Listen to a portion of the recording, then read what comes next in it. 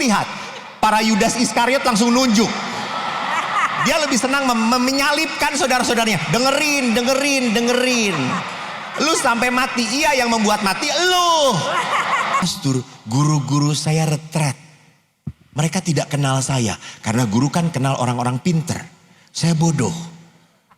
Tapi saya masih kenal dan guru matematika ada di situ.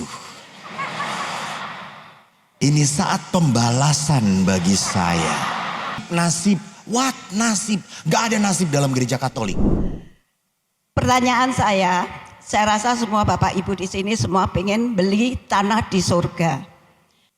Apakah kira-kira syarat-syarat dan kriterianya untuk membeli tanah surga, Romo?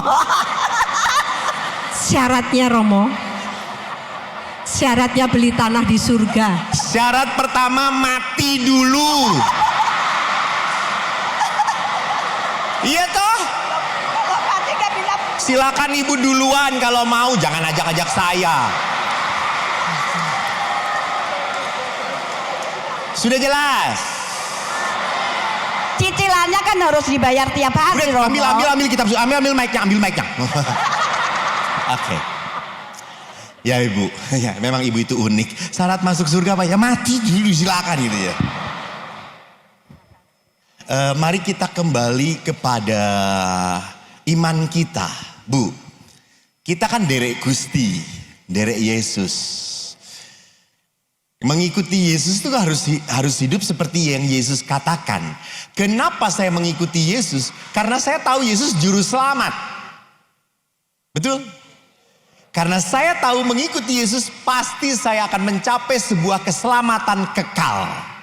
Amin? Setuju? Anda imani? Imani atau tidak? Oke. Lalu Yesus ngomong gak panjang lebar kok. Barang siapa yang tidak mau menyangkal diri, memikul salib dan mengikut aku, ia tidak layak menjadi muridku. Jelas? Sudah selesai jawaban saya. Kita hanya dituntut untuk apa? Menyangkal diri, bukan menyangkali. Menyangkal itu ke sungai. Terakhir kali kan ini. Ya dua ini aja ya udah ya. Bahasa Jawa.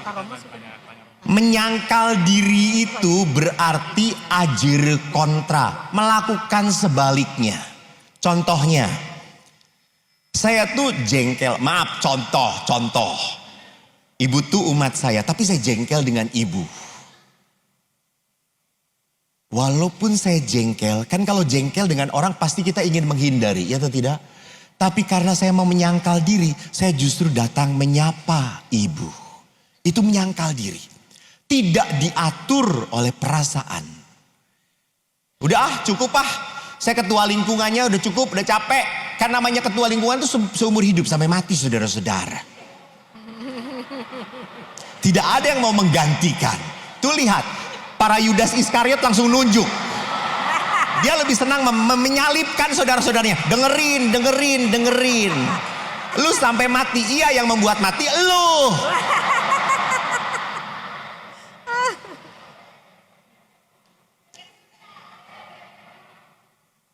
Emang jaminan?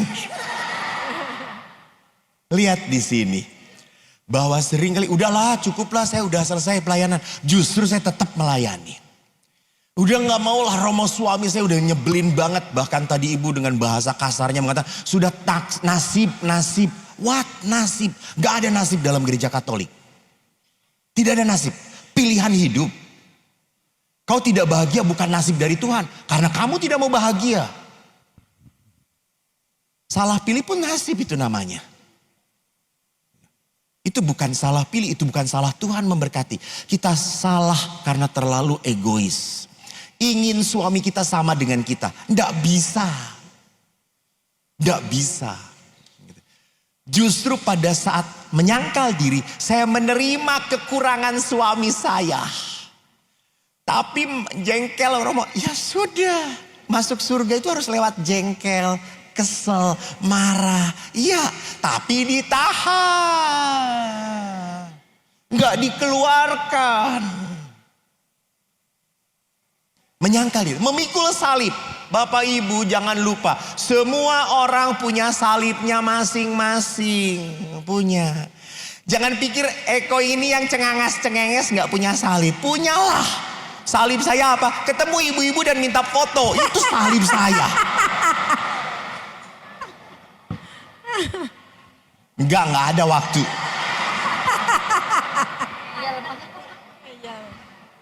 Kita punya salib. Tidak perlu membesar-besarkan penderitaan kita kepada Tuhan. Enggak. Tuhan hanya berkata apa? Pikul salib kamu. Ingat di dalam bacaan Injil tentang pikulah kuk yang kupasang. Bapak Ibu tahu dalam tradisi Yahudi kuk tidak pernah ditaruh di satu binatang. Selalu dua binatang. Kalau itu di kerbau, dua kerbau. Kalau itu di sapi, dua sapi. Artinya kalau Yesus berkata, pikulah kuk yang kupasang. Artinya apa? Yesus mau sama-sama memikul salibmu. Salibmu. Pikul. Kita sama-sama punya penderitaan bersama Yesus. Jadi kalau bapak-bapak, kalau Anda udah gak tahan dengan istri, Yesus kuatkan aku. Engkau berat, aku juga berat. Bicara bersama, melibatkan Tuhan. Jadi bukan Tuhan itu mau dilibatkan dengan hidup kita. Bukan kita sudah tidak bisa apa-apa baru kita teriak Tuhan tolong. Kurang ajar. Kan ada orang-orang juga ngomong, novena, Tuhan tolong bantu saya membereskan utang-utang saya. Enak banget ya kamu yang utang, Tuhan yang suruh ngeberesin. Jadi Tuhan itu mau bersama kita. Yesus memikul salib, pikulah. Lalu apa yang ketiga? Ikuti aku. Artinya tidak ada penderitaan yang percuma di dalam Tuhan, bersama Tuhan. Karena in cruce salus, itu moto OSC. Dalam penderitaan, dalam salib selalu ada kemuliaan. Tidak bisa Yesus bangkit tanpa penderitaan. Kalau kita mau mengikuti Yesus mulia, masuk surga, ya disalib dulu, Bu. Jadi nanti Ibu Prapaskah gantiin di situ ya. Jelas, terima kasih. Selamat siang Romo. Sebelumnya saya ini basicnya bukan dari Katolik, maksudnya dari masuk Katolik itu sudah saat menikah berjalan berapa tahun karena ada perasaan mungkin kalau komuni atau apa cuman nganter anak. Jadi saya ada kemauan dari dalam sendiri untuk menjadi Katolik bukan karena suami atau siapapun. Saya mencari Tuhan sendiri gitu. Saya ingin terlibat dalam pelayanan, cuma ada perasaan saya ini nggak ngerti sedalam apa ya kalau orang Katolik itu seperti apa, dan mesti banyak waktu untuk belajar ya. Dan saya sering banyak dapat ilmu itu justru dari anak-anak, karena anak-anak kebetulan mereka dari sekolah Katolik dari TK sampai SMA pun mereka sekolah khusus Katolik asrama. Dan saya sering kadang kalau ini ditegur oleh anak-anak gitu, misalnya mau Paskah atau mau Natal, ibu udah ngaku dosa belum? Belum, karena suami saya juga jarang untuk ngaku dosa, saya ngikut kepala keluarga Romo seperti itu. Jadi saya tahu itu nggak benar gitu ya Romo, cuma ada apa ya, untuk belajar itu kayaknya saya masih takut, malu gitu kan. Dan misalnya dalam lingkungan disuruh misalnya pimpin doa rosario, tahu cuman takut salah begitu Romo. Jadi saya dulu ikut melayani itu, melayani Bina Iman Anak, karena nggak harus wajib doa novena, rosario seperti itu. Dan memang jiwa saya memang saya kebetulan ngajar kelas kecil, jadi sangat seneng dengan anak-anak seperti itu Romo. Cuman untuk misalnya waktu doa lingkungan atau apa disuruh doa rosario, nggak, saya mundur teratur Romo seperti itu. Jadi minta tipsnya mungkin dari Romo bagaimana ya supaya untuk merasa tidak takut atau merasa nggak layak seperti itu. Saya tadi cuman Romo sudah sampaikan otoritas orientasi kita dalam pelayanan itu adalah Tuhan, dan itu saya pun lakukan dalam keluarga gitu kan. Saya melayani suami, anak-anak gitu. Cuman untuk melayani di gereja, ambil bagian dalam pelayanan gereja kayaknya belum layak seperti itu. Romo, mohon tipsnya dari Romo mungkin untuk mungkin dari di sini yang hadir juga merasakan apa yang seperti saya rasakan. Begitu Romo, terima kasih, selamat siang. Terima kasih banyak untuk kerendahan hatinya dipimpin oleh Roh Kudus. Sehingga akhirnya mau berserah pada Yesus bukan sebagai sebuah kewajiban, sebagai sebuah panggilan. Sebagai sebuah panggilan batin. Untuk dekat dengan Allah. Lalu ibu mau terlibat melayani. Pertanyaannya adalah, saya masih ragu dengan kemampuan saya. Saya masih ragu apakah bisa atau tidak. Jangan takut salah. Manusia itu siapapun pernah salah. Jadi dalam pelayanan itu Tuhan tidak, tolong ini ya, Tuhan tidak melihat kemampuanmu. Tuhan mau melihat kemauanmu. Mau doang, udah jangan banyak cincong. Tuhan yang membentuk, Tuhan yang membentuk. Bu, saya itu waktu SMP kan dianiaya oleh guru matematika. Mari kita doakan Angelus, guru matematika itu. Makasih. Saya teruskan lagi ya Bu. Bahwa Allah itu menuntut kemauan, bukan kemampuan. Baca dalam kitab-kitab perjanjian lama. Para nabi, Yesaya, Yeremia, bahkan Daud pun. Waktu dipanggil Tuhan mereka tidak layak. Musa sama, juga tidak layak. Tetapi yang membuat mereka hebat Tuhan. Aku yang akan membentuk kamu. Jadi mau dulu. Saya juga mengalami.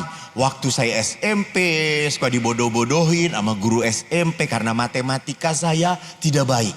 Saya itu konsisten dari kelas 1 sampai 6. Matematikanya 5. Hebat saya itu. Masuk Guinness Book of the Record. Waktu saya sudah jadi pastor, guru-guru saya retret. Mereka tidak kenal saya. Karena guru kan kenal orang-orang pinter. Saya bodoh. Tapi saya masih kenal dan guru matematika ada di situ. Ini saat pembalasan bagi saya. Tapi saya imam, harus penuh kasih dan pengampunan. Cie. Saya beri retret dan setelah retret guru-guru Romo terima kasih. Menyentuh sekali. Romo betul-betul menjelaskan dengan baik. Terus saya berkata, Bapak Ibu, saya bisa seperti ini karena dulu murid Bapak Ibu. Romo murid kami. Iya, yang mana? Lalu saya cerita. Tiba-tiba guru matematika, oh yang bodoh itu ya? Betul Pak.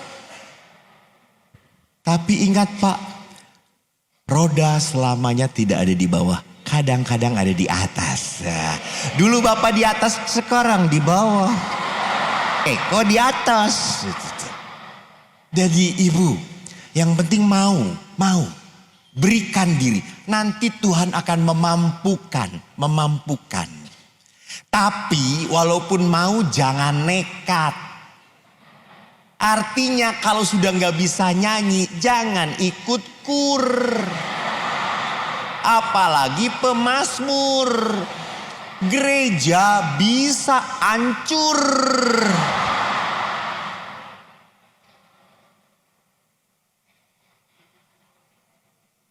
Ada seorang bapak-bapak datang. Waktu itu kan saya senang buat kur. Anak-anak, dewasa saya latih. Lalu ada bapak-bapak. Romo, saya mau jadi anggota kur. Bagus, karena bapak-bapak jarang. Jarang banget. Lalu bagus, saya senang. Lalu bunyikan. naik dikit Pak. Oh, naik lagi Pak. Oh. Terus Bapak itu tanya, suara saya apa Romo? Sapi kata saya itu.